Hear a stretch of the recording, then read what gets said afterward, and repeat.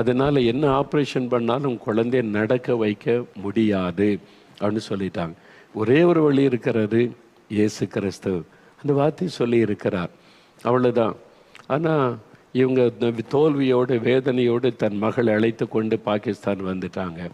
இவருக்கு இப்போ இனி குழந்தைய நடக்க வைக்க முடியாது அப்படின்ன உடனே தகப்பனார் ரொம்ப காயப்பட்டு விட்டார். என் பிள்ளை நீ நடக்கவே செய்யாத, இவ்வளோ பணம் இருக்குது, வசதி இருக்கிறது, என்ன பிரயோஜனம்னு சொல்லி அந்த வருத்தத்திலே தகப்பனார் மறித்து விட்டார். இப்போ அந்த வாலிப பெண் அனாதையாக்கப்பட்டு விட்டாள். சொந்தக்காரங்க தான் கவனிப்பாங்க.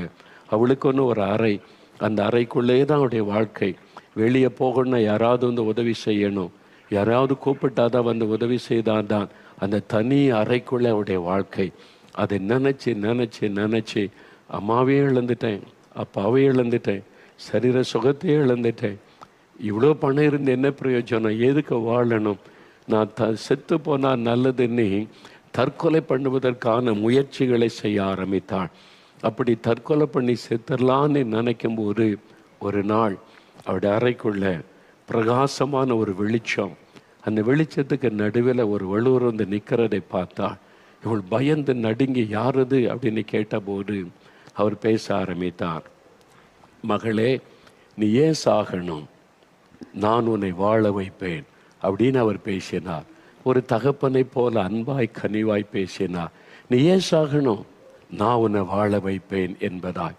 எனக்கு தாய் இல்லை, தகப்பன் இல்லை, நடக்கவும் முடியல, நான் ஏன் வாழணும், இல்லை நான் உன்னை வாழ வைப்பேன், உன்னை நடக்க வைப்பேன் என்பதான வார்த்தை பேசின உடனே, யார் நீங்கள் அப்படி கேட்ட உடனே, நான் தான் இயேசு.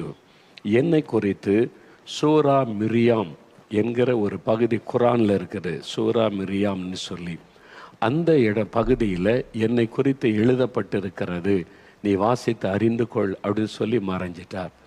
இந்த மகள் உடனே குரான் எடுத்து பார்த்தா இயேசுடைய பிறப்பு, இயேசு செய்த அற்புதங்கள் எல்லாம் அதில் எழுதப்பட்டு இருக்கிறது.